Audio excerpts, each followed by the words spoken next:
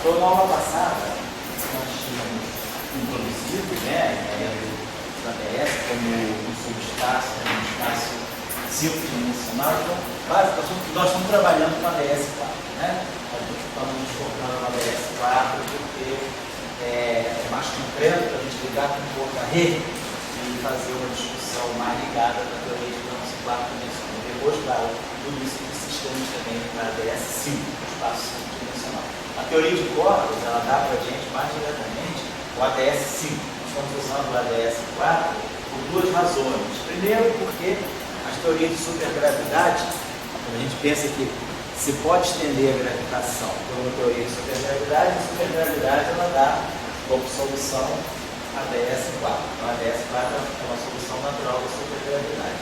E segundo, porque é um espaço que naturalmente está ligado ao espaço do Minkowski, tem um espaço do Minkowski e o grupo de Poincaré aqui dentro. Então, eles podem ser tirados a partir do grupo de Poincaré que nós usamos. Mas depois, é claro, a gente pode jogar para a ADS 5 e um Poincaré de 5 dimensões. Então, isso basicamente é o assunto que a gente trabalhou na aula passada, começou a trabalhar na aula passada, e aí a gente adotou a seguinte parametrização do ADS com o espaço ADS 4 em 5 dimensões. Vou colocar aqui a nossa convenção das coordenadas, nós vamos passar a recapitular as coordenadas que nós estamos adotando, né? E a métrica também, nós estamos declarando a métrica dessa forma.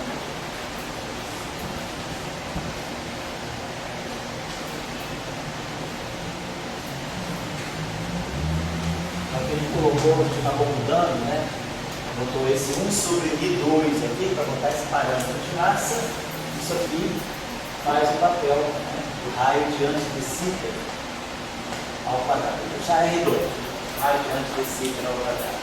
E aí, nós vimos que esse espaço aqui, alguém, não sei quem depois na outra coisa podia dar alguma dica da métrica. A métrica desse espaço aqui, por exemplo, não é difícil a gente propor uma métrica para esse espaço. Vamos colocar a nossa anotação que nós já tínhamos adotado, né, dos índices maiúsculos, designando as coordenadas em 5 dimensões. Então é 0, 1, 2, 3 e 4. Esse aqui é o nosso índice grande. Isso aqui é o nosso índice de Minkowski. E aqui é o nosso índice euclidiano. Né? Então I vai de 1, 2, 3, né? De 0, 1, 2, 3, e o índice 4 é o índice extra. Então, por exemplo, como é que a gente poderia reproduzir uma métrica? É tipo uma esfera. Só que a gente sabe que aonde tem, quando a gente tem uma métrica hiperbólica, né, uma aula do tipo em 2 dimensões, a gente tiver x2 menos y2, né, igual a 1 a 2, a solução natural aqui é pegar um x igual a cosseno hiperbólico de um certo ponto e o y igual a cosseno hiperbólico de um certo ponto. São as coordenadas, como passa para coordenadas polares no sentido hiperbólico. Aqui é a mesma coisa, ó. Eu tenho essas duas aqui. Eu sei que cosseno hiperbólico menos seno hiperbólico ao quadrado vale 1. Então isso aqui poderia estar dando um cosseno hiperbólico ao quadrado e isso aqui um seno hiperbólico ao quadrado. Então a gente poderia pensar o seguinte: tomar x0 como sendo 1 sobre i, um cosseno hiperbólico de rho, assim, e um cosseno, vamos dizer assim, de um ângulo π. E aí eu poderia pegar o x4, coordenada x4, ficaria 1 sobre mi, cosseno hiperbólico de rho, seno de π. Então, se a gente fizer essa soma aqui, ó, x0 ao quadrado mais x4 ao quadrado dá 1 sobre mi2 cosseno hiperbólico ao quadrado. Então eu preciso que isso aqui me dê menos seno hiperbólico ao quadrado. Então eu posso tomar x1, aí aqui eu posso adotar as coordenadas esféricas, né? É como se fosse uma esfera S2. Ó.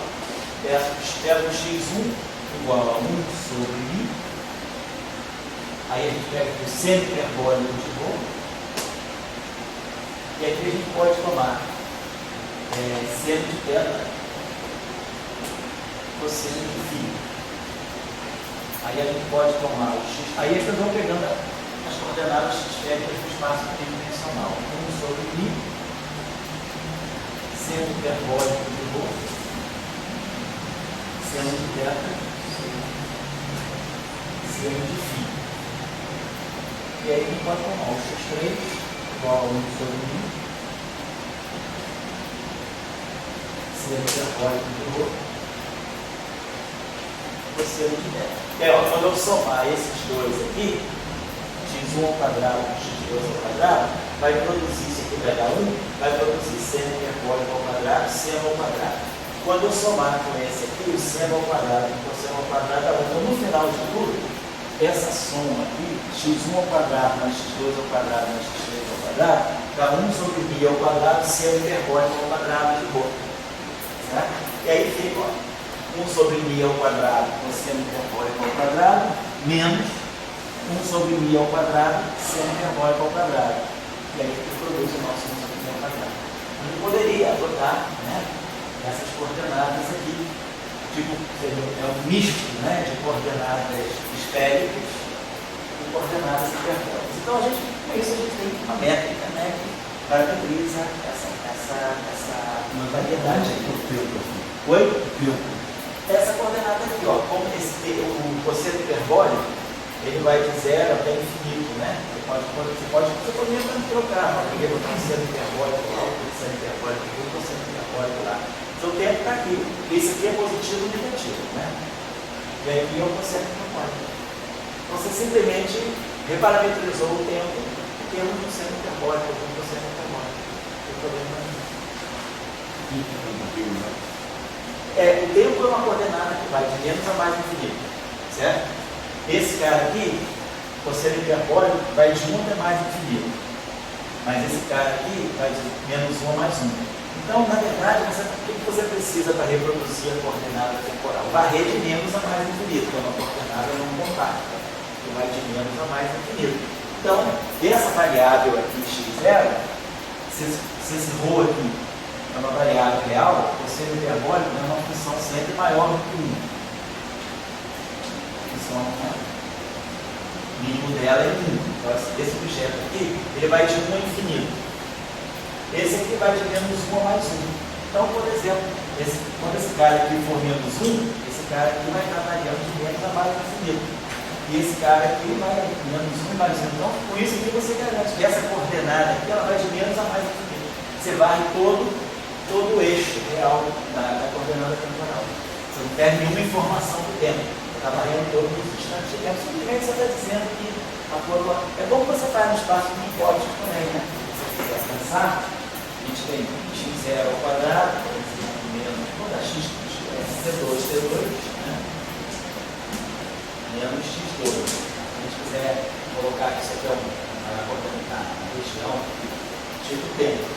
Então, nada te impede de dizer que esse CP aqui é um cosseno hiperbólico, é um N cosseno hiperbólico, e esse X aqui também cosseno hiperbólico. Parametriza a coordenada temporal como uma coordenada. Você não está assim com isso, violando nenhuma propriedade daquilo que deve ser a coordenada temporal. O que é importante é que lá, por exemplo, a gente está na a coordenada temporal de menos a mais infinito. Isso que eu estava falando com vocês. Na aula passada eu chamei a atenção. Não são dois tempos. São duas coordenadas tipo tempo. Uma coisa são dois tempos, outra coisa duas coordenadas tipo tempo. Essas duas coordenadas tipo tempo, elas existem em 5 dimensões. Mas lembre-se que o ADS 4, essa curva aqui, é uma curva quadridimensional. Então eu posso expressar o x4, na verdade x4 é o R2 menos x0 ao quadrado mais x e x, vou colocar assim, a x ao quadrado. Isso aqui é o R4, é o x4. Então eu consigo eliminar x4 em função do x0. Então não tenho dois tempos. Essa coordenada aqui, ela não é uma coordenada independente.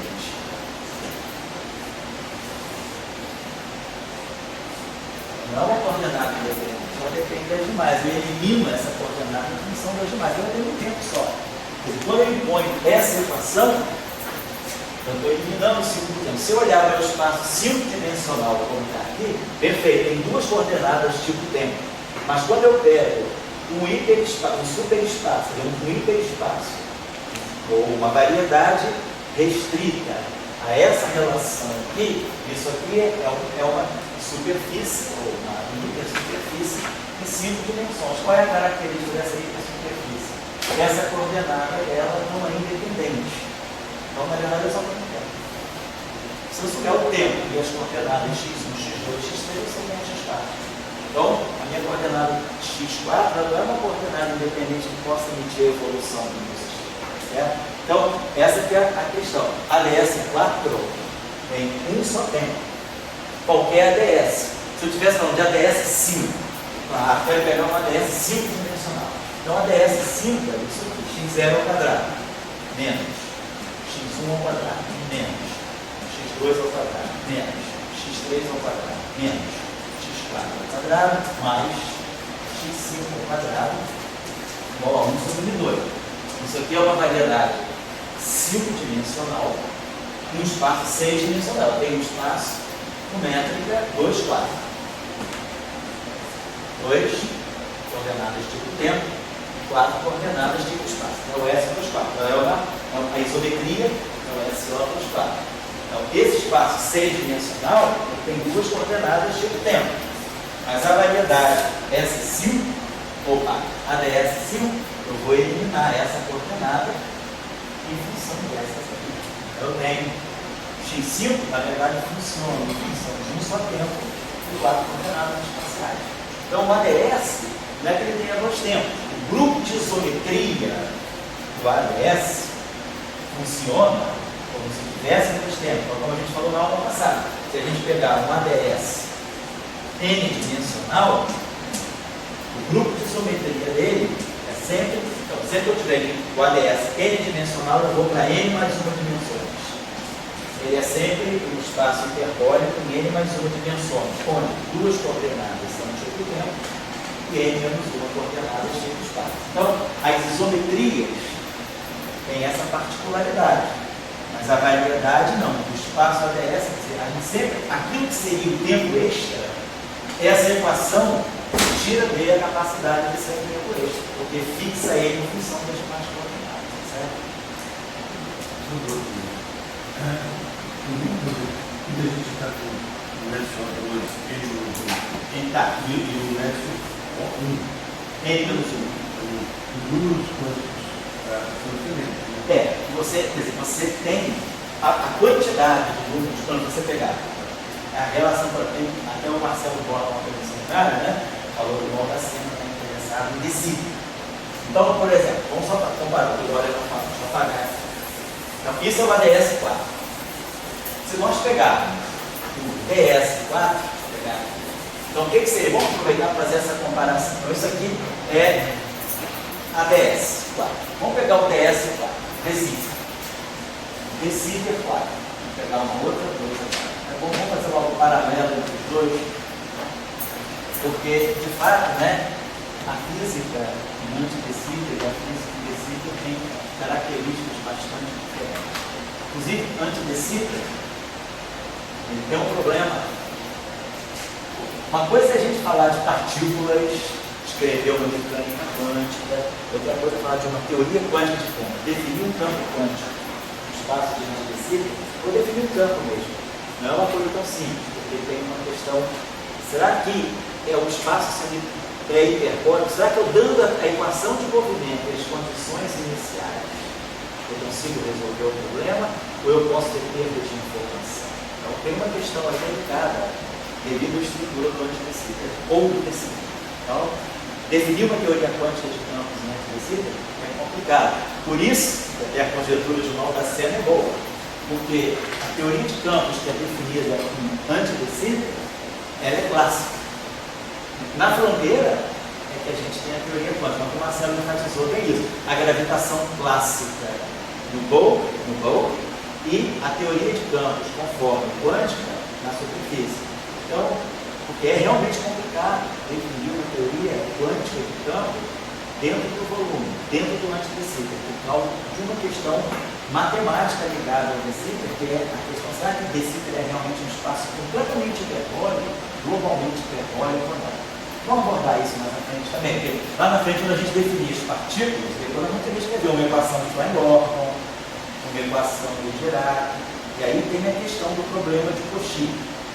Dada a equação de movimento, dadas as condições iniciais, será que eu consigo estudar eu fixo a evolução do campo ou não? Então, tem uma questão. Vamos dar uma olhadinha no decíper 4. O decíper 4, eu vou para o espaço 5-dimensional. Só que a diferença entre o antidecíper 4 e o decíper 4, como a gente falou na aula passada, era a última coordenada. Em vez de ser tipo tempo, ela é tipo espaço também. Então, o decíper, tá? A diferença está aqui. A diferença está toda aqui, nesse sinal menos. Então, se a gente olhar assim, o grupo de isometria é o SO4.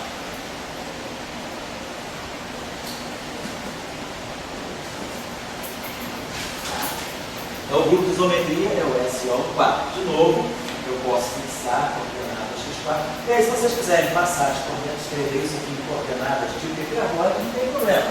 É só jogar o cosseno hiperbólico aqui e o seno hiperbólico aqui. Só que essa variedade aqui, ao invés de ser uma 2 esfera, isso aqui é uma 2 esfera. Eu jogo o cosseno hiperbólico aqui, mas aqui eu nem vou precisar botar cosseno aqui. Aqui vai ser só o cosseno hiperbólico. Eu teria cosseno hiperbólico ao quadrado menos seno hiperbólico ao quadrado. Então isso tudo aqui tem que dar seno hiperbólico ao quadrado. Mas para isso aqui não, isso aqui é uma 3 esfera. Então, eu tenho que incluir, eu teria que escrever a equação de uma esfera em coordenadas polares. Então, eu tenho que colocar 3 ângulos agora. O que, né, eu faria como se eu quisesse projetar uma 3 esferas. Teria 3 ângulos polares, eu teria uma coordenada esférica com 3 ângulos. Esse que sairia daqui e iria para cá. Vou fazer a mesma coisa, né? Oi? Fica mais difícil você Fica mais difícil. acertar o x0 e o x4 no vínculo temporal. Fica, exatamente. Aqui você vai ter.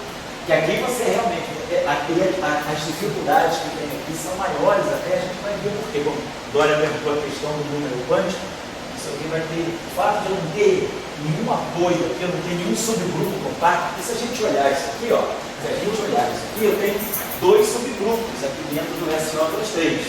Eu posso fazer uma rotação no plano x0, x4, que é um SO2, e posso fazer uma rotação no plano das coordenadas espaciais, que é um SO3. Então, aqui dentro do meu SO23, né, ele contém um subgrupo compacto interessante, que é o SO2 vezes o SO3. Então, ele tem esse grupo aqui, seria eu posso fazer uma rotação naquele plano. Então, aqui, por exemplo, eu perco isso, né? Eu não posso fazer uma rotação. Aqui eu não tenho, por exemplo, eu não tenho esse subgrupo compacto, esse aqui é x0. Não posso fazer nenhuma rotação com uma coordenada só. Eu tenho esse grupo aqui. Se eu quiser, por exemplo, eu poderia ter um subgrupo compacto, SO1 e SO3. Parece que ali tem 2 tempos, né? É mais fácil de interpretar o antidecíper. O decíper como 2 tempos. Como 2 tempos, Desculpa, o decíper tem 2 tempos. Porque essa decomposição ela é um círculo, uma esfera e ele se relaciona com o seu esfera, né? Isso, exatamente. Que eles reproduzem o Cox, né? Agora aqui não, né? Aqui reproduz o Cox, mas inclusive esse espaço inteiro aqui, ele não tem uma fronteira de Coxiana. O antidecíper, assintoticamente, ele tem um Cox, o antidecíper não. O decíper não tem um Cox, porque justamente esse cara aqui, se o vectorzinho imaginar, a gente viu, inclusive, a álgebra, né? Uma aula passada, mas ele tem anticorpos. Imagina se eu pegar isso aqui tendendo ao infinito, pegar a região assintótica de x4. Se isso aqui é infinito, para que isso aqui seja finito, né? Mantenha finito, então eu teria que ter isso aqui menos infinito. Então essa região aqui teria que ser menos infinito. Então isso aqui, esse número todo aqui, teria que ser menos infinito. Então isso aqui mostra que isso aqui é ilimitado, isso aqui me dá um antidecíper. E daí esse x0, x1, x2, x3 pode varrer o espaço do hipótese. Mas agora, se esse cara aqui é infinito, ó, se aqui é menos infinito, né? Eu teria como pensar, ou então pensar assim, eu teria esse pedaço aqui, menos infinito, então isso aqui, e esse pedaço aqui mais infinito. Então isso aqui já pegaria um espaço-tempo quadro dimensional euclidiano. Eu perco, né? Um antidecido não. Tá? E a gente viu na aula passada, quando a gente terminou a aulazinha, né? A gente fez a redução que eu vou repassar agora, rapidinho, a redução do fim derivação. A gente vê que a gente realiza exatamente a álgebra do plano carreira. Então a gente vê que quando o μ tendia a zero, né? Ou seja, o raio, quando esse raio tende a infinito, quando esse raio tende a infinito, a gente consegue reproduzir justamente a tendência é esse espaço ficar plano e ser o espaço de Minkowski. Como acontece aqui. E que a álgebra daqui não me reduz a conta. Então, agora vamos voltar à questão do número quântico. Então, se isso aqui é o meu decímetro, né? O grupo de isometria lá é SO23. O grupo de isometria é o SO4. Então, qual é em termos de operadores de Casimir, então SO23, na verdade, são 5 dimensões. E SO4 também. São 5 dimensões, só que com as métricas distribuídas de forma diferente. Então, eu vou poder usar dois números quânticos. A gente já sabe lá da teoria de grupos, que qualquer grupo do tipo SO2N ou SO2N azul,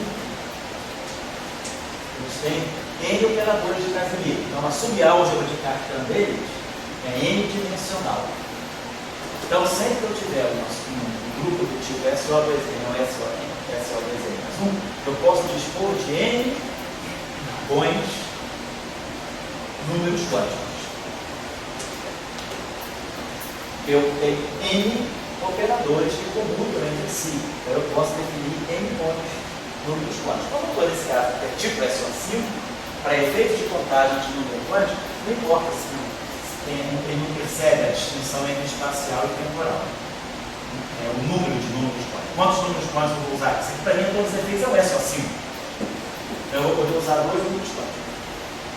Vai ver, realmente, a gente vai classificar o estado por dois números quânticos, que vão ser realmente tipo massa e spin. Só que a gente vai poder, o fato de ser decímetro vai permitir a gente relacionar massa e spin de uma forma completamente de uma forma completamente diferente. Essa relação entre massa e spin aqui ou aqui é diferente. Então, os números quânticos, eu tenho o mesmo conjunto de números quânticos, mas os números quânticos vão ter características diferentes. Se eu trabalhar aqui, ou se eu trabalhar aqui. Tem diferença, o grupo de isometria tem essa diferença. Por exemplo, só a gente pensar, como é que a gente define a apagada de distinção? O que é uma partícula, né? Se a gente pegar, por exemplo, uma partícula time-like, né? Se eu pegar, eu tenho 5 dimensões do espaço, 5 dimensões com aquela métrica lá, 2 menos, né? 2 positivas e 2 negativas. Então, se eu pegar o objeto que é time-like, né? No momento que seja time-like, PI, esse caso lá, PA, se isso aqui, PA é igual a E2, então, aqui, se eu quiser pegar um objeto time-like, ver um momento que é time-like, eu poderia pegar ele assim, né? N, 0, 0, 0, 0. Esse carinha aqui está indo lá. Como esse aqui também. 0, 0, 0, 0. Em ambos os casos aqui, PI é M2. Então, como é que a gente define o spin? O que é o spin para nós? Dentro do grupo de Poincare, a gente pega uma partícula massiva, vai para o referencial de repouso dela. O referencial de repouso. E olha o grupo que deixa invariante aquele momento, né, que é o chamado little group, né, é a definição de Wigner que ele dá. O little group é o grupo que deixa invariante aquele momento representativo. Qual é o subgrupo de SO23 que deixa invariante esse vetor? Qualquer rotação que eu fizer nessas coordenadas aqui não mexe nessa, então esse vetor aqui invariante por SO4. Então, se eu pegar esse momento aqui, o grupo de spins, eu vou olhar o spin desse objeto no meio da SO4. Na SO4, eu preciso de 2 núcleos quânticos. Então, o que seria o spin dessa partícula aqui? A gente sabe que SO4 é um SO2 pelo SO2. Então, na verdade, eu teria 2 tipos de spin envolvidos. É exatamente como o grupo de Lorentz. SO13 é SO2 pelo SO2. A gente diz, na verdade, qual é a representação redutível do grupo de Lorentz. É I-J. E aí depois a gente relaciona essas representações com o spin SO3, né? Então, agora, se eu pegar, por exemplo, esse objeto aqui é massivo, também, ele espaço. Qual é o vetor que deixa invariante disso aqui? É esse, qualquer rotação desse plano, mas isso aqui não é só um 3. Então, nesse caso, para esse momento aqui, o spin estaria associado a um SO4, que é um grupo compacto. Nesse caso aqui, o spin estaria associado a um SO3, que não é compacto. Então, a gente tem... Agora, se eu for um decíclico, eu faço a mesma coisa, uma partícula massiva, essa condição aqui não é possível do decíclico, porque isso aqui não dá PA positivo, isso aqui dá PA igual a menos L2, por causa dessa média. Então, em decíclico, eu só tenho essa situação aqui. Então a gente começa a ver que a própria ideia, o que é o spin em SO3, em SO4, é diferente do que é o spin em SO2. Então a gente começa a ver que o fato do grupo ter uma assinatura diferente na parte temporal e na parte espacial, muda os números quânticos. Não muda o número, eu preciso de 2 números quânticos sempre, mas eles são distintos. Então vamos voltar a falar um pouco mais sobre isso, quando a gente for definir as partículas realmente, né? Por enquanto a gente está definindo o grupo, as simetrias e as representações. Então vamos lá. Então isso aqui é só para comparar com vocês. Né? Quem quiser fazer essa tarefinha, faz a tarefinha de escrever a métrica correspondente com o decíclico. Por exemplo, o exercício também que pode ser feito, se alguém quiser trabalhar, fazer o análise dessa métrica, parametrizar o ADS5. Então, nesse caso aqui, se eu quiser fazer o análogo disso, dessa métrica, então o ADS5 vai ter uma coordenada a mais aqui, se tem menos, e vai ganhar um mais aqui. Então eu vou ter que colocar um quociente hiperbólico no x0 e no x5. E colocar o seno hiperbólico no x1, x2, x3, x4. Só que o x1, x2, x3, x4 vai pedir uma coordenada esférica a mais.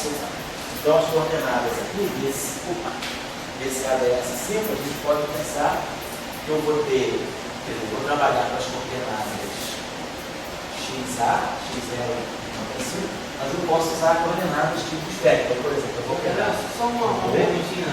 Pode falar. Voltando ao decíclio. Onde eles usam isso? Decíclio. Cosmologia Ela usa é uma muito. inflação, né? É. Inflação Constante, exatamente. Mas é um acho que tem decílio, né? É o decílio quadridimensional. Quadridimensional. É o DS4. A aplicação. Se alguém quiser ler, tem um trabalho muito interessante do ex-colega meu exercício. Ele até vem muito ao ICA. Praticamente todo ano ele vem ao ICA. Ele é pós-volta. O Mosquel. Vocês podem achar esse trabalho pelo Google, porque o trabalho da universidade, o Mosquel, ele fez um trabalho muito interessante, que é o trabalho a decíclio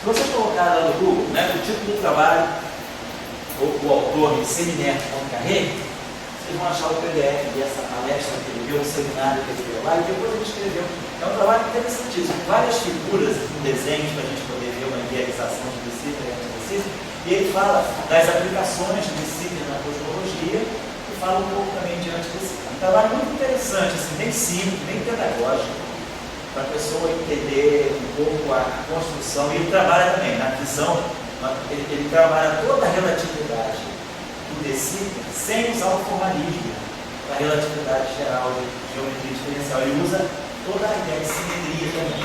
Trabalha muito dentro desse espírito de, pela simetria, você analisar vamos dizer assim, a cosmologia associada ao tecido. Então, esse trabalho vale a pena vocês terem para quem está entrando na discussão. Então, nesse caso aqui, uma dessas, a gente teria, nós teríamos aqui esse rigor, esse aqui, né? E aqui nós teríamos, o rigor já está aqui, aí teríamos um teta, um φ, e provavelmente será um ômega, né? Não teria que ter. Lá a gente tem 4 coordenadas, né? O outro aqui a gente tem 5 coordenadas. Essas 3 coordenadas aqui, elas vão estar parametrizando uma esfera S3. Basicamente, ó, é esse setor espacial aqui. O setor espacial é coordenado. Isso no S3. Então, quem quiser fazer o exercício, faz o exercício. Tá?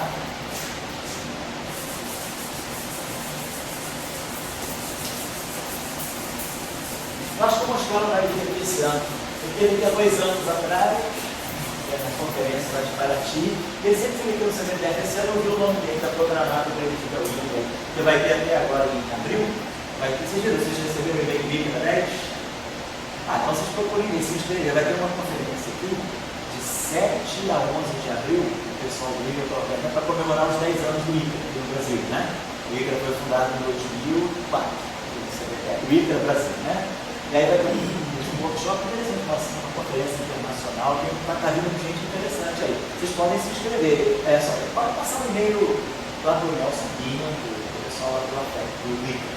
Não é para ter sido construído um teste do INCRA? O INCRA ia ser independente. Ele foi. Eu lembro de ouvir no rádio, isso não há muito tempo atrás. Mas eu não sei como é que as coisas estão aí no Ministério. Não tiveram, né? Mas ele apareceu para ser um instituto independente. Então vai ter eu acho que o público está vindo aí no INCRA. As palestras dele são muito boas. Se vocês assistirem o seminário, qualquer seminário dele vale a pena ser. Ele explica muito, muito bem, extremamente pedagógico. Os seminários dele são muito bonitos. Esse trabalho dele é muito bonito. Esse trabalho vale realmente a pena. Assim, um estudante de iniciação científica pode aproveitar muito do trabalho. Não assim as coisas que ele fala sobre talvez teoria quântica de campo, mas assim, toda essa parte, a parte geométrica, a parte da simetria pode ser lida com bastante clareza. Bom, a gente já falou disso aí, a gente já visto que o importante desse espaço aqui, ele é um espaço, por exemplo, com essa métrica aqui, aí a gente, a partir dessas coordenadas aqui, a gente tem a nossa métrica, né, a gente passa das coordenadas, essa forma aqui cartesiana, se a gente escreve isso aqui, essa equação aqui é aplicada. GAD, né? XA, XB, igual a 1 sobre 2. Né? A gente vai tirar a métrica, né? E aí, com a métrica, a gente pode mostrar que isso aqui, tensor de rima, nós tínhamos visto da outra vez, né? O RABCD, ele é I2.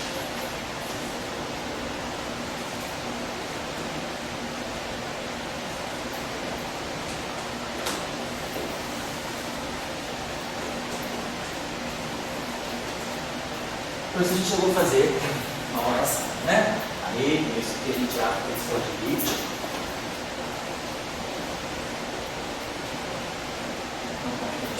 Termina. Falando do espaço por 4 dimensões.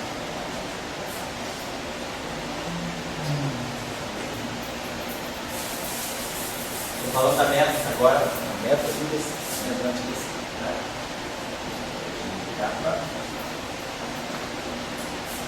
Esse o A maiúsculo é total, né? O A maiúsculo está em 5 dimensões. Isso aqui já é o plano. Isso aqui já é o plano. Que é hipótese. E aqui, essa variedade é uma variedade curva do espaço 5-dimensional plano. Mas a métrica agora é dessa variedade quadridimensional.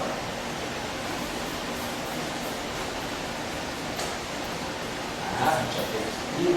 Tinha tirado a tensão do limite também, né? Do jeito que estava. entraria no lambda, né?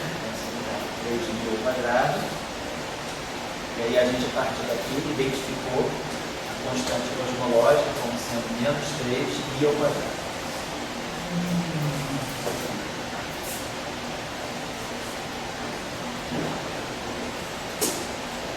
Então, aqui a constante cosmológica negativa. Isso a gente já tinha visto, né? Bom, aí a gente partiu para... Isso é, agora, a nossa ideia é estudar a isometria. É o grupo de isometria que vai definir o que é partícula, o que é campo, né? Então, os campos, a gente não tem dificuldade. Os campos são uma coisa simples. Os campos são representações, né, de SO23.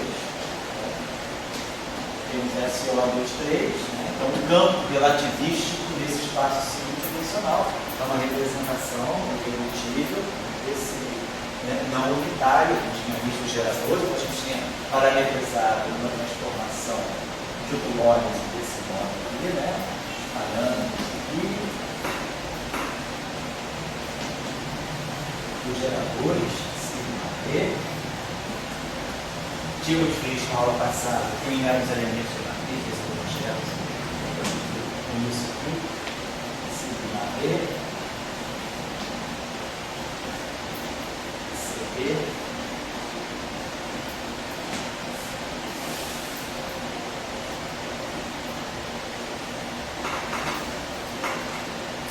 Tudo isso aqui, então, em 5 dimensões, é tudo plano.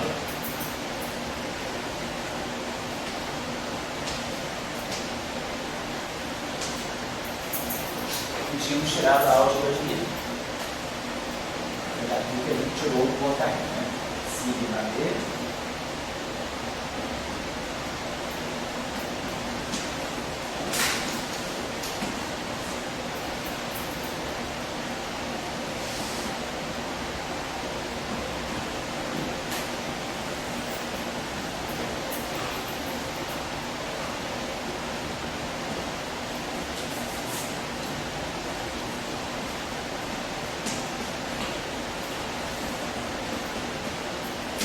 Quem quiser fazer esse exercício, e até o meio que o Igor faz esse exercício, é vocês tirarem a métrica associada ao ADS com aquelas coordenadas esféricas, vocês podem tirar a métrica, sabendo a métrica, calcular o tensor de Riemann, calcular e mostrar que satisfaz aquela relação, calcular o tensor de Riemann, tá? Tirando a métrica, vocês podem fazer tudo. Mudando a métrica, a gente faz tudo. Tirar os livros de Cristóforo, as posições, né?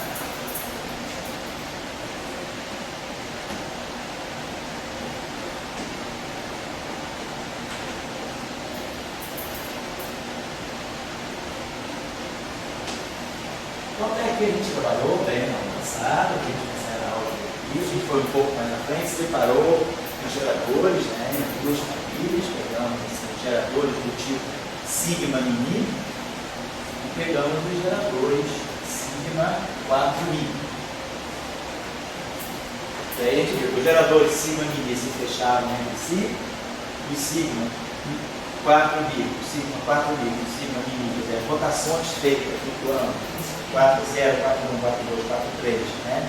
Se fechava, formava uma álgebra W sigmas e o sigma. A novidade que a gente fez foi trabalhar essa relação, né? Então, o sigma 4i com o sigma 4i. Então, trabalhando essa relação aqui, isso aqui vai vir para nós, né? Então, trabalhando essa relação aqui, daí esse termo aqui, eta 4, 4. Que é 1, né?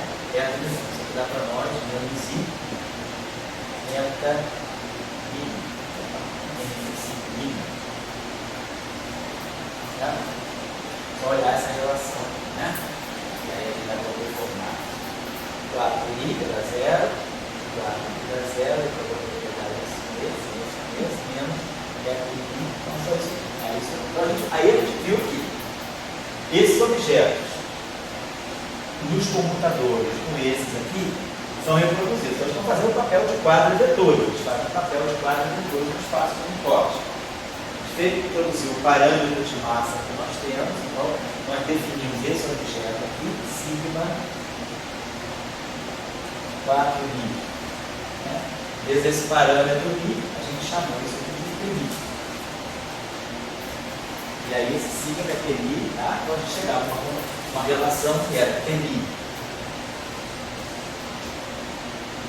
PMI igual a NSI e ao quadrado sigma mini. Então a gente introduz esse, então, vamos dizer, o nosso sistema ele tem um parâmetro de uma certa dimensão, nesse caso é uma dimensão de massa. Então eu uso essa dimensão de massa para construir um novo objeto, um novo gerador, um novo operador. E crio, né, essa relação aqui. E aí a gente introduziu, então, na álgebra desse grupo, a gente introduziu um parâmetro, tipo de expressão.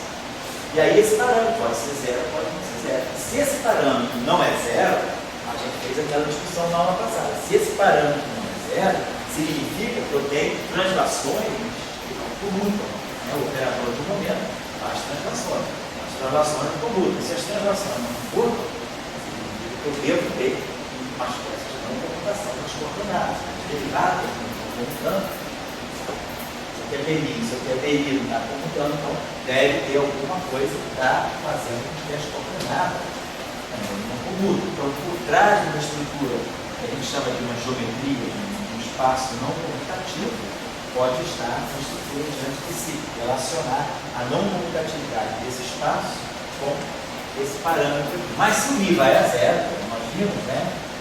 Como o Mi tende a zero, PMI comuta com PMI.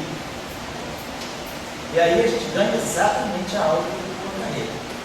PMI comutando com PMI igual a zero, sigma mini VK para eta MK para PMI, menos zero MK para PMI, e sigma com sigma dando essa relação. Então a gente ganha exatamente o Poincare. O que a gente está ganhando aqui é o Poincare, vocês observam, a gente está ganhando o Poincare com essa métrica, mais, menos, menos, menos. Né? A gente está ganhando o Poincare aqui em 4, em 3, perdão.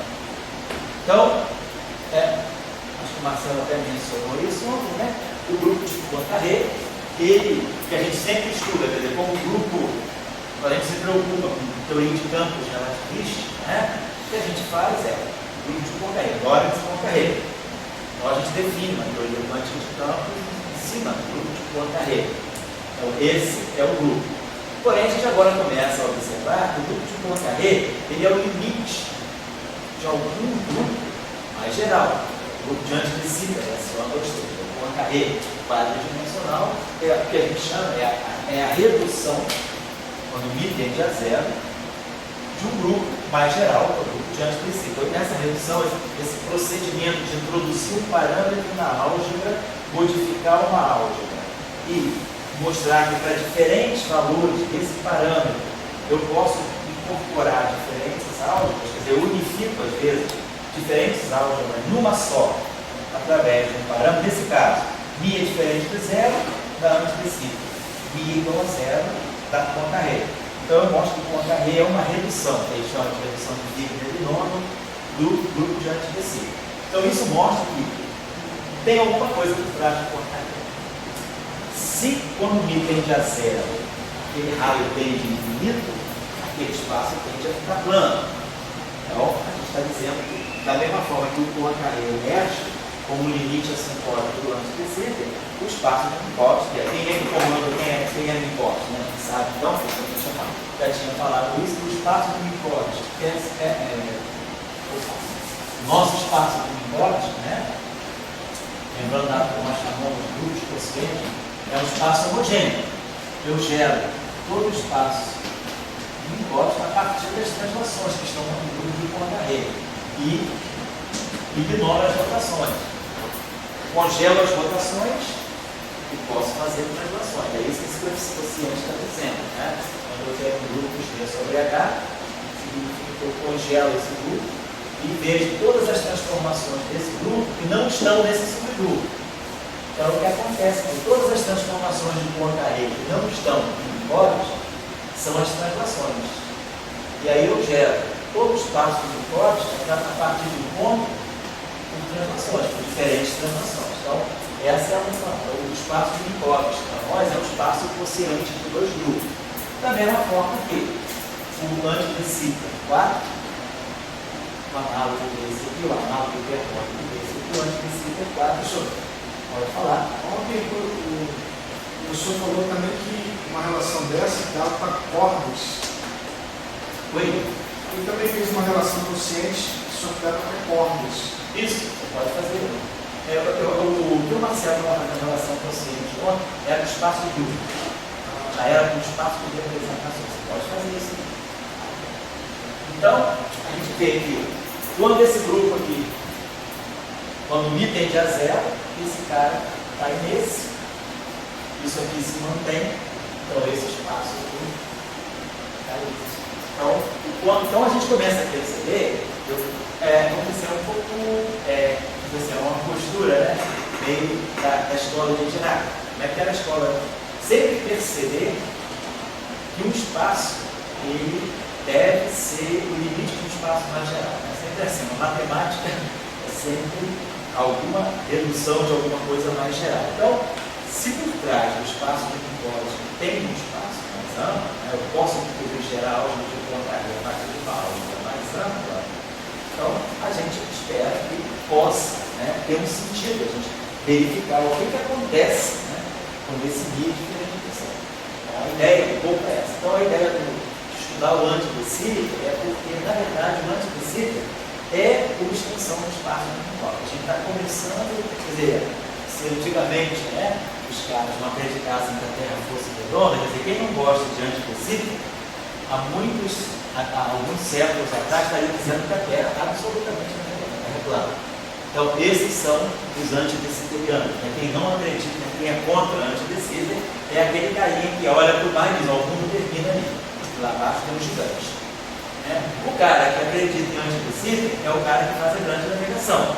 Fala, não, o mundo não é plano, o mundo é estéreo, redondo.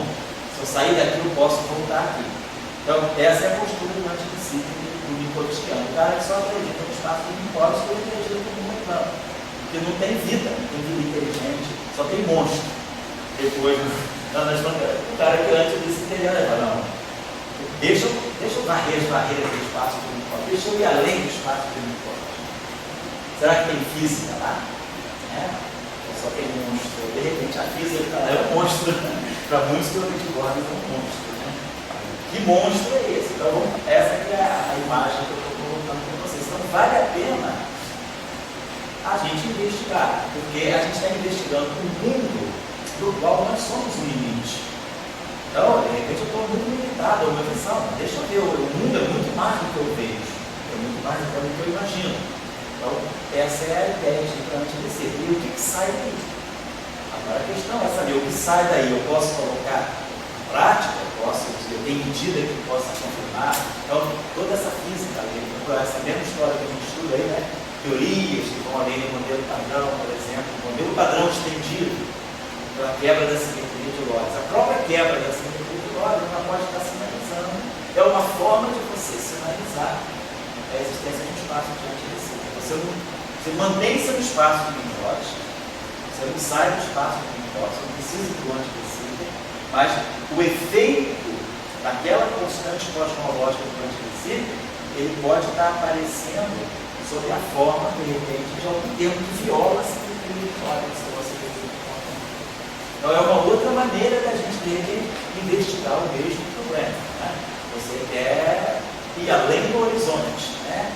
Pode ir numa nau, numa caravela, pode ir numa jangada, né? Aí você vai escolher o meio de transporte. O meio de transporte pode ser o ADS-CFT, ou o meio de transporte pode ser uma teoria de campo que leva para simetria de Lorentz. Né?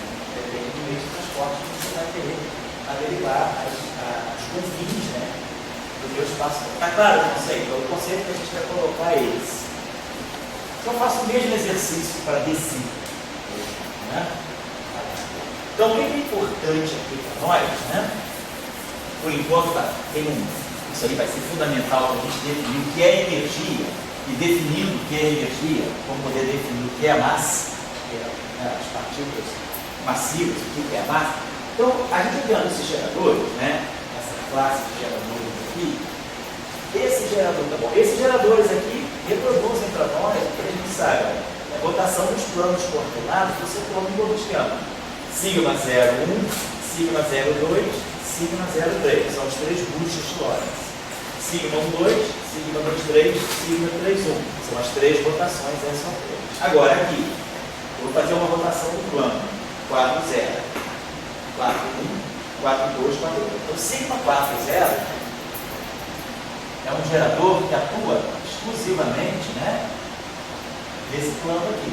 Plano 4, eu vou fazer uma rotação do plano 4, 0. Essa matriz aqui, segundo aquela nossa regra dos elementos de matriz, ela vai ter essa carinha aqui. Ela pode ser aqui AB, mas devido à nossa métrica, né, ela só vai ter esses únicos elementos. Se eu colocar aqui um AB, né, elemento de matriz, para nós nós sabemos, é menos I, delta de A4, delta de 0B, menos delta de 4B, delta de A0. Então, isso aqui só vai. Aqui tem um delta de A4. Esse termo aqui só pode sobreviver quando A for 4. E esse termo aqui só vai sobreviver quando A for 0. Entendeu? Então só tem duas chances. Ou A é 0, ou A é 4. E aqui é a mesma coisa. O B nunca, esse B aqui pode ser 0, 1, 2, 3, 4. O único jeito desse B sobreviver é ele sendo 0. E o único jeito desse B sobreviver é ele sendo 4. Então essa matriz aqui só tem dois elementos conjugados. Ela vai ter o eta 4, 0 e o eta 0, 4. São os únicos dois elementos dela que não são 0. Esse elemento aqui, então, é menos I, delta 4, 4, que vale 1, eta 0, 0, que vale 1. Esse elemento aqui vale menos I. E o outro termo que é menos eta de 4 a 0, 0. Então esse termo aqui é a mesma coisa, menos I, aí, delta de 0, 4, eta 0, 4, tudo 0. Menos eta 4, 4, delta 0, 0. Eta 4, 4 é 1, esse termo aqui dá mais I. Então essa matriz aqui, essa matriz 5 por 5,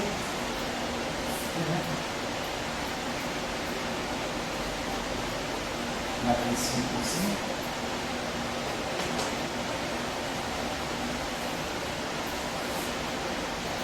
então ela é uma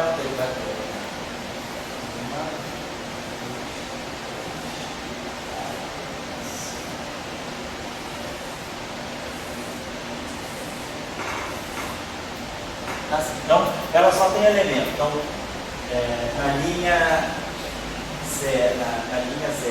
Na coluna 4, então ela vai ser 0, 0, 0, 0 e é tudo 0.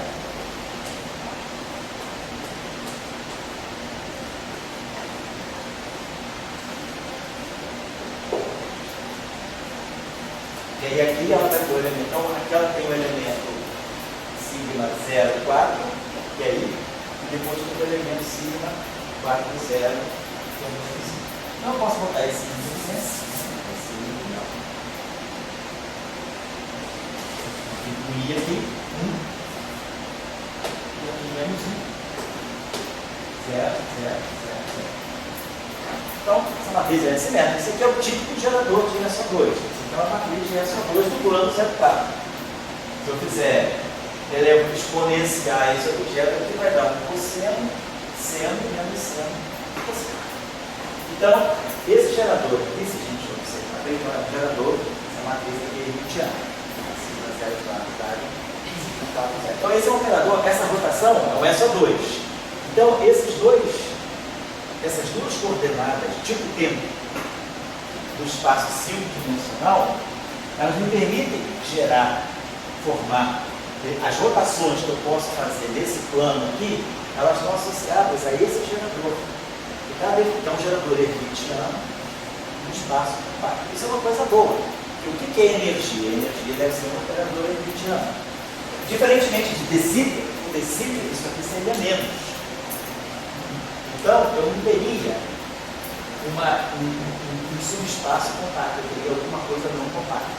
Então, o gerador não compacto, de uma representação de vida, ele não é hermitiano. Então o decíter, um antidecíter, a gente tem uma facilidade grande na mão. A gente tem tudo para pegar realmente o sigma 0 quarto, né, que a gente está interpretando como o T0, né? Quando eu pegar o sigma 4 zero, é exatamente o meu T0, que faz o papel da energia. E o sigma 4 is são os PIs, que vão fazer o papel do instrumento. Então, com essa álgebra de antidecíter, a gente está vendo que a gente vai associar a energia, o operador que deve estar representando a energia, e que no final de tudo, a energia é massa, né? A gente vai querer ver a energia uma medida da massa. Então esse operador, esse gerador, esse gerador sigma 4 zero, sigma 4 zero, é que nós vamos tomar como sendo o operador de energia. E Nelson, pode falar. Vou fazer uma divagação aí, me corrija aí se eu estiver errado. Se você pegar, por exemplo, no espaço de decíter, quando você vai para limite de baixa energia, a gente imagina, um corte, a gente cai no nosso laboratório, no espaço de diferença de repouso, aí você vai para o laboratório, cria um laboratório de diferença de repouso, aí você vê que o spin, ele mora numa esferazinha, né? Isso. E quando você mede, aí você vai ter um spin, né? De para cá. Mas ele mora numa esfera. Isso. No espaço de decíter, ele vai morar numa hiperesfera, né? No espaço de decíter é isso. Então não tem limite de baixa energia para o... É difícil você conectar a representação de partícula com o espaço. O espaço de decíter é problemático para você definir. Ele pode servir bem assim, para você descrever um espaço-tempo, macroscópico, na cosmologia, mas uma aplicação de decíter, a física de partícula, é o que o Marcelo falou, que o Mão da Cena está tentando até estudar. Decíter, uma aplicação de decíter, a física de partículas é comprometedora, a gente não sabe o que é. Antidecíter, nós vai ver que a gente consegue trazer o antidecíter, ele pode tanto representar o espaço macroscópico, constante cosmológica, como também, devido ao fato dele ter essa relação muito próxima com o Poincaré, eu vou poder definir uma física microscópica associada ao antidecíter, porque essa noção de partícula, de spin, vamos ver que vai aparecer naturalmente aqui no conceito de spin também. Para aproveitar, vou começar agora, eu vou falar separei aqui, eu copiei aqui as minhas notinhas aqui, porque tem uma série de definições que eu quero passar para vocês. Eu nem vou fazer aqui, porque essa é em relação ao objeto, só quem quiser sentar e fazer o computador, pode fazer. Vou colocar aqui para vocês, que é daqui que vai sair a álgebra do spin, é daqui que vai sair a relação entre massa e spin, vai sair o conceito de partícula. Vamos fazer agora o seguinte, nós vamos querer representar essa álgebra de S. Então, observe, essa álgebra de S é não compacta.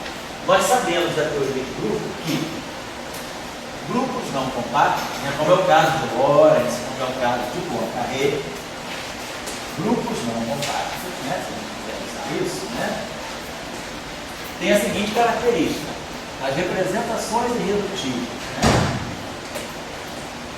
unitárias, se quiser trabalhar com representações unitárias, quando a gente faz teoria quântica de campos, é isso que a gente quer. A gente quer representação unitária, que a representação unitária são as partículas, né? As representações, os campos, são representações não unitárias. A gente pega um campo que está numa representação, um campo espinorial, a gente já sabe lá que se a gente pega a representação do grupo de Lorentz no espaço espinorial, a matriz que representa o grupo de Lorentz no espaço espinorial não satisfaz a essa relação. R tag é R, ela não é unitária. Eu introduzi justamente a ideia do R barrado do tirar. E a gente sabe que isso aqui é unitário. Então a gente sabe que o R menos 1, o inverso de uma transformação de Lorentz no espaço espinorial, é a matriz R barrado. R =0, R =0. Ou seja, o grupo não é unitariamente representado. Por quê? Porque o grupo é não compacto. Então as representações de dimensão finita são não unitárias. E as representações as representações de dimensão finita, as representações irredutíveis, né, de dimensão finita, elas são não unitárias. É o caso do grupo de Lorentz. Quando a gente pega os campos relativísticos, né, os tensores que representam o grupo de Lorentz, representações IJ do grupo de Lorentz, elas são representações dimensão finita, né? 2i mais 1 vezes 2j mais 1, mas são não unitários. Agora, quando a gente quer estudar grupo de ponto da rede, quando a gente vai estudar as partículas, não os campos, mas as partículas associadas ao campo, então as representações de dimensão. E aí as representações são infinitas, porque eu vou representar, os espaços de representações não são mais agora campos tensoriais com número infinito de dimensões, são funções de onda, são ondas planas, são funções de onda no espaço de Hilbert, dimensões diversas, são funções contínuas. Então eu vou representar uma partícula por uma onda plana.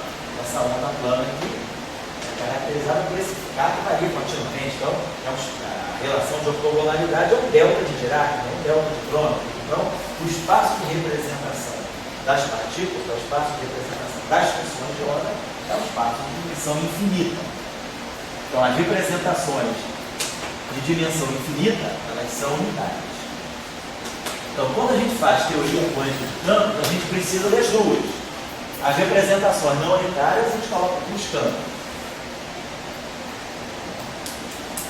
Os campos, vamos dizer assim, associados à covariância. Ou seja, os campos tensoriais, né? E as representações de dimensão infinita unitárias, a gente coloca aqui as partículas. Na verdade, não a partícula em si, mas as funções de onda que descrevem uma cada partícula. Então, as partículas são as representações unitárias de dimensão infinita e os campos são as representações não unitárias de dimensão finita. Então, essa é o isotermismo. Então, o que a gente vai fazer agora? Então, por exemplo, se eu quiser escrever um campo nesse espaço aqui. Então, campo escalar não precisa escrever, todo mundo sabe. Vou pegar um campo espitorial.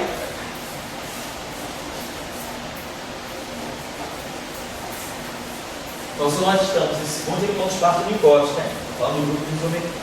Então, o espaço de Minkowski 5-dimensional. Tá? Então, um espaço 5-dimensional, então eu estou falando das representações unitárias e não unitárias de SO2. A ADS é o espaço.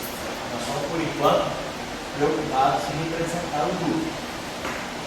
Então, se eu pegar, vamos pegar uma representação, por exemplo, espirorial de SO2.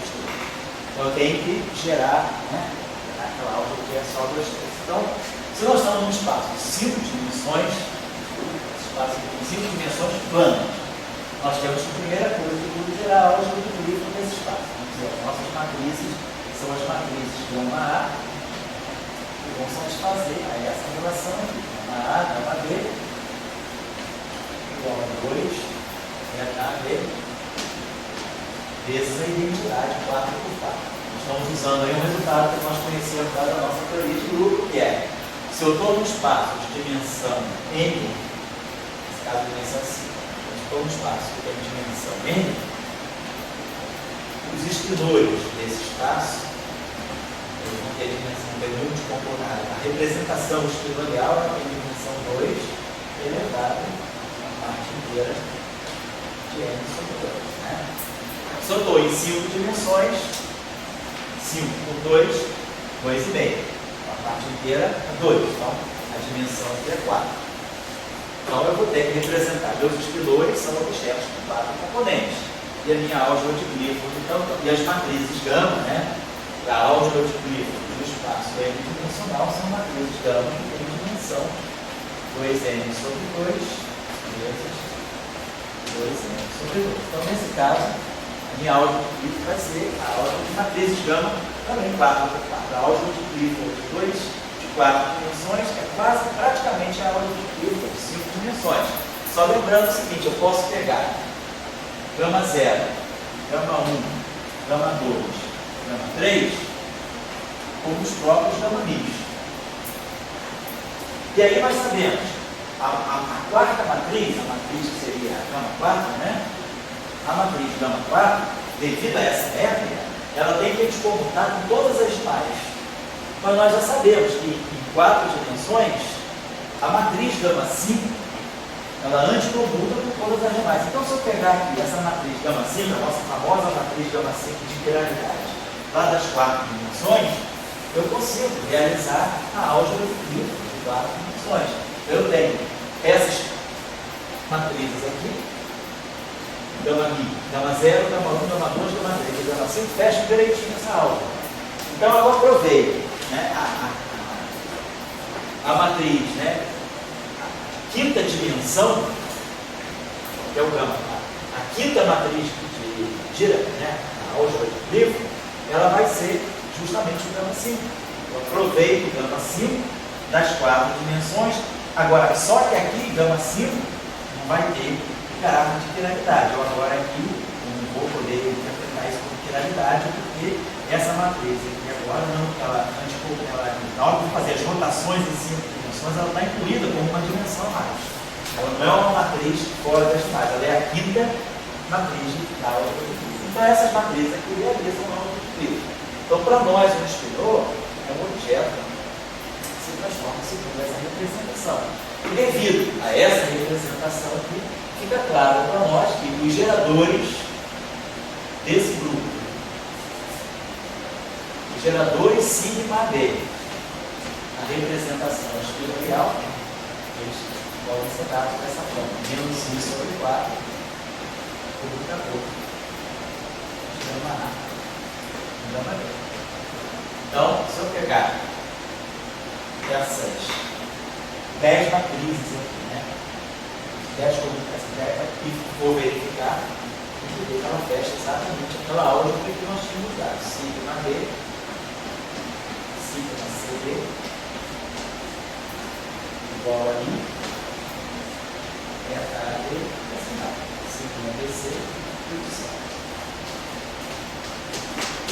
Então, eu já construí completamente a álgebra de Clifford, já construí completamente. Nós já tínhamos visto em alguns cursos que, dada uma álgebra de Clifford, eu estou num certo espaço-tempo e eu consigo saber quem é a álgebra de Clifford dele, automaticamente, os computadores das matrizes gama, esse fator aqui, quer dizer, se essas matrizes satisfazem a essa relação aqui, essas matrizes aqui, definidas a partir daquelas por esses computadores, vão fechar exatamente essa relação.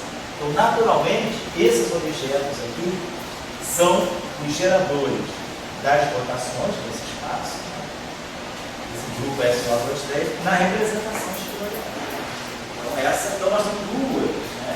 E temos as matrizes 5 por 5 que nós temos dado. Isso aqui já é uma outra coisa. Aquelas matrizes que eu tinha dado, assim, sigma AD, né? CD, essas matrizes aqui, elas não são 4 por 4, elas são 5 por 5. Então, elas estão no espaço de vetores, 5 dimensões, espaço de dimensão 5.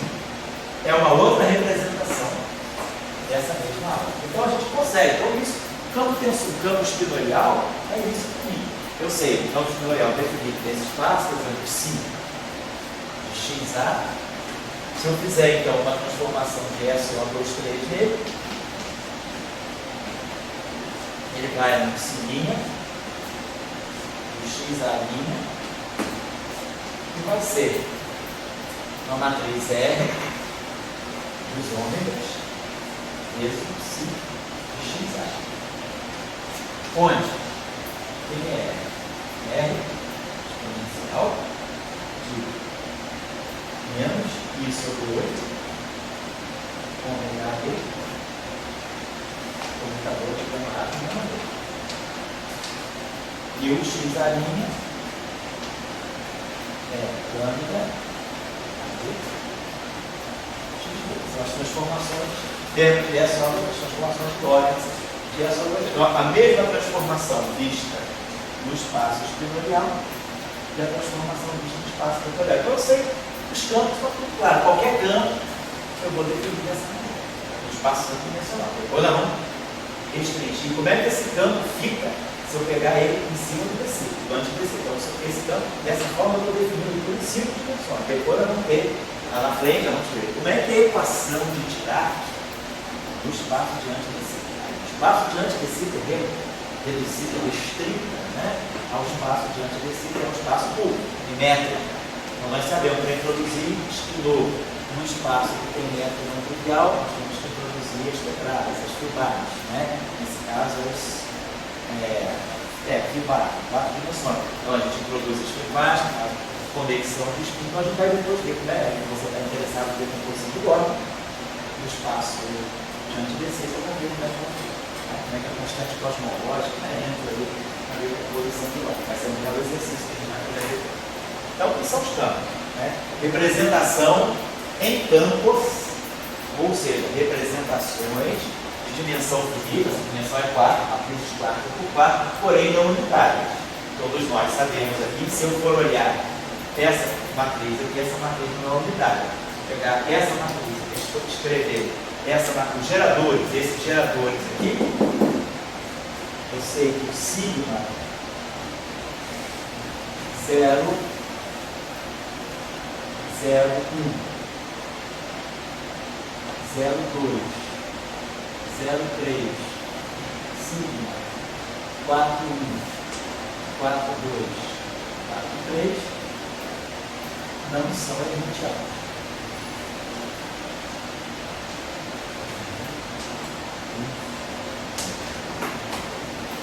Se eu pegar os geradores agora, sigma, quanto eu tenho, né? 6, né? Nós estamos em grupo de 10 geradores, 0, 1, 0, 2, 0, 3, 4. Se eu pegar agora os geradores, sigma 0, 4, sigma 1, 2, sigma 2, 3 e sigma 3, 1, esses 4 geradores aqui são hermitianos.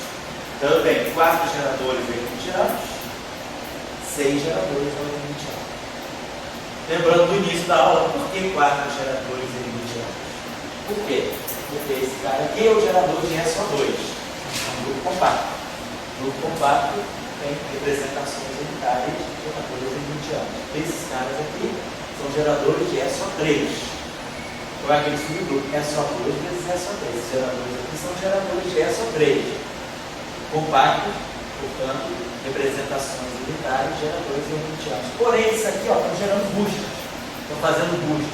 0, 1, 0, 2, 0, 3, 4, 4, 2, 4. Então, esses 6 geradores estão representando boosts, que são a parte o quê? A parte hiperbólica, a parte não compacta. Portanto, as representações não são unitárias, os geradores não são hermitianos. Né? Então, fica claro que quando eu estou trabalhando com os campos, né, eu tenho geradores hermitianos. Tem geradores hermitianos e não hermitianos e representações. Amanhã mesmo. E representações unitárias e não representações não unitárias. Então, isso eu não vou nem fazer, porque isso aqui a gente já tem mais ou menos um procedimento próprio dos grupos de Locke. A questão importante e delicada agora, que vai marcar mesmo o que a gente quer fazer em antimessível, é a representação, as representações de dimensão infinita, não das representações unitárias. Então, vamos começar agora a nossa caminhada.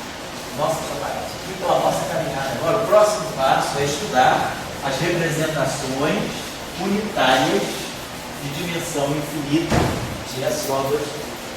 Por que SO2? Porque SO2 é o grupo de isometria do ADS4. Então, quando a gente faz física, né, o que a gente aprendeu aí com a lição, né, da teoria relativística, eu estou no espaço. Eu vou definir minha física desse espaço. Eu tenho que procurar quem é o grupo de isometria desse espaço. O grupo de isometria desse espaço é quem vai definir, né, para mim, quem são as partículas. As partículas são sempre representações unitárias do grupo de isometria. Espaço unicótico, grupo de isometria, Poincare. Então, as partículas são definidas segundo Poincare. ADS4, grupo de isometria, SO2, 3. Então, as partículas vão ser representações unitárias de dimensão infinita, que é SO2. Tá? Então, eu vou pegar agora, é uma definição, né, pouco senso